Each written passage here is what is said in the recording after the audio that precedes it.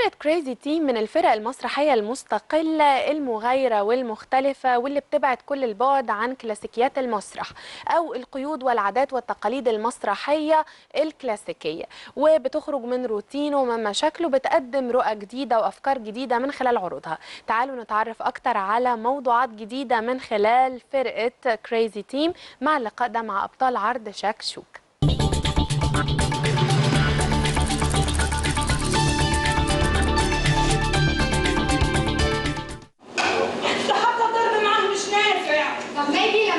انا مش شايفه له اي منافع.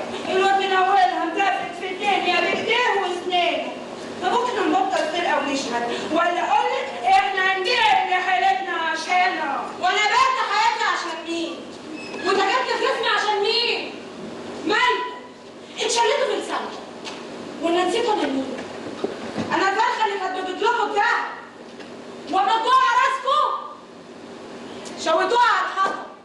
فكرة الفرقة الدكتورة هبة سامي، هي بتدرس التمثيل والإخراج في حلوان، وبمجموعة من الخريجين بمجموعة من الطلبة قررت إن هي تعمل فرقة اسمها كريزي تيم، مجموعة مجانين. بس فجينا نعمل تجربة شكشوكة.